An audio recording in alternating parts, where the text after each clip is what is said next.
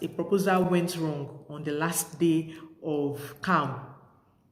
By this time, if you're in Nigeria or you're conversant in Nigerian news, you know that there was this uproar online towards the end of the year. So a corps member proposed to a soldier, a female soldier. She was arrested, she was detained. Yes, it happened in my camp.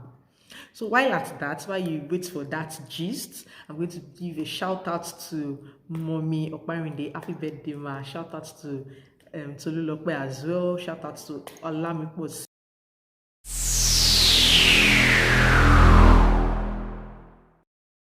My name is Precious and I film from Nigeria.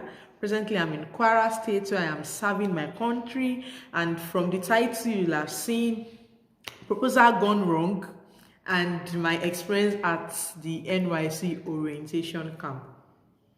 NYSC is National Youth Service Corps. It is a mandatory 1 year after school, after college, after university for graduates, Nigerian graduates.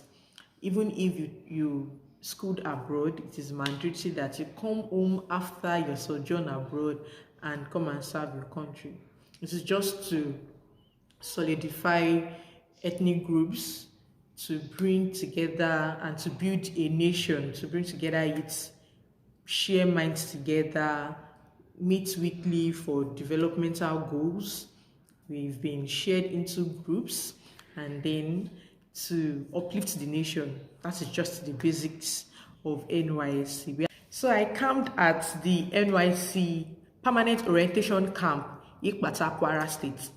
It all happened on the 22nd of November, yes, 22nd, yes, because I got my letter 2 days before I was asked to resume, and I was part of the first set of people that were slated to resume 24th of November. So what you have to do before you get posted is you have to get registered. So you walk up to any cyber cafe to get registered. Before this time, your school will have mobilized you and you will have logged into your already created NYSC account where you have to know when you are going to camp. So I was slated for batch stream 2 after my convocation, and 24th of November came. I came to Ilorin where I had to get my cab going to Yikpata. Yikpata is a town outskirts of Ilorin. So most people have this ideology that when I mention that I was posted to Kwara, everybody thinks that my orientation camp is in Ilorin. No, it is at Yikpata. So I get to Yikpata, it was like 2 hours journey from Ilorin. We were made to start our registration. First off, we went for the COVID test. The COVID test was that was my first time, and it was a bit ticklish because a long instrument, just like the cutting board, but it is longer. It's been pushed into your nostrils, and within 5 minutes I got my results.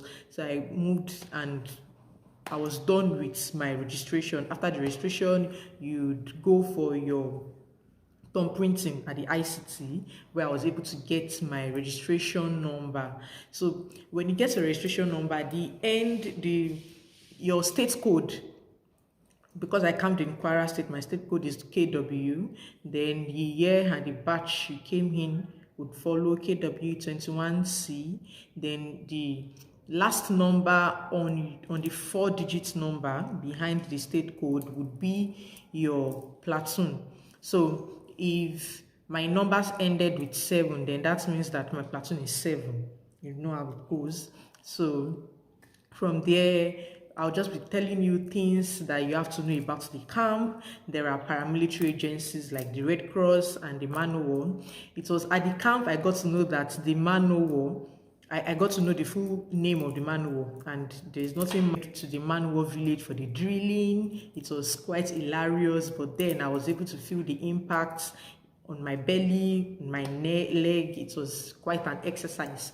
So registration, you need, I would list out the things you'll be needing. what's helped me. So if you are if you are going for orientation camp by March, the next batch is March, this will be helpful for you. I'll be posting all the things you'll be needing. But of course, you'll be given kits, which includes socks. I was given 2 pair of socks, that's 4 socks. Then you'll be given white round neck as well. You'll be given shorts. You'll be given 2 round neck, 2 shorts, white shorts, and then you'll be given the jungle boots. It might not be your size, but then don't panic, don't get agitated. You can swap with someone. So what did not tell me about orientation camp? It is not funny at all. Like, we would have gone out in the morning around 5 a.m. The soldiers will have called you out for drilling in the morning, morning prayers, devotion in the morning.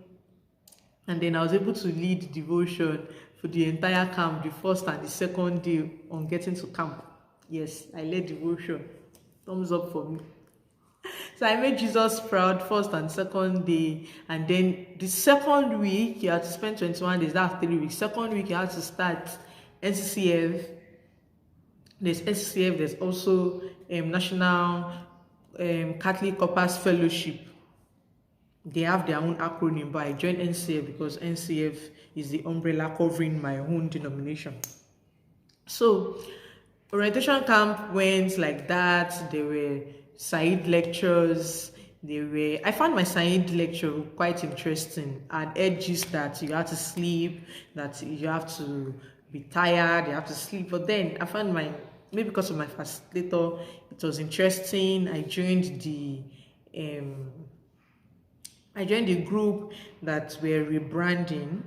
So I can brand, I can write names on anything, any gift item right now. And then I also learned how to make tie and dye. So it was quite interesting. You see pictures on this vlog. So I found it quite interesting. But the parts where the proposal went wrong, I had known this soldier to be a very lively soldier. God lively, she even comes for SCF programs on Sundays. She will dance, gist with us. But then, is it a bad thing for someone to have a love life? I don't know the story behind it. I don't know if there is a story about her love life for that time. But then, I think it is not wrong for someone to be proposed to. And it is not her fault that she was even proposed to. Nobody knows before she's being proposed to. And so the morning came, all of us were excited, wanted to leave the camp already, like we want to spend the whole of 21 days in a jungle. So we were so eager to leave. We lined up. I was the commandant for my platoon, and I had sub-commanders too. But the one by my left hand side was the one closer to where the sound came from. And I could not sway my head because I was right in front, and the soldiers were around, preparing us for the parade. And we just heard a loud sound, shouting. What was happening? So I said, "Simi, what happened? Simi, what happened?" He said, I think saying a proposal. Hey, soldier is proposing to a corps member. That was what she first said. And I said, soldier proposing to a corps member. And I said, no, I think it is a corps member that is proposing to that female soldier. What's her name? Sophia. And I said, oh wow. I was happy for her, only for us to get home and to hear that she had been detained. Why now? Why was she detained? Why can't a soldier have her love life again? Because she's a soldier, does that mean that she should not get married? Then why?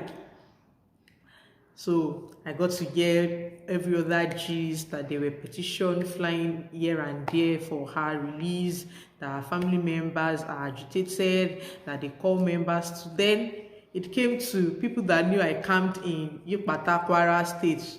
Phone calls flying here and there. What's up, Precious? What is it? What is happening? You want to know what happened? You want to hear the full gist?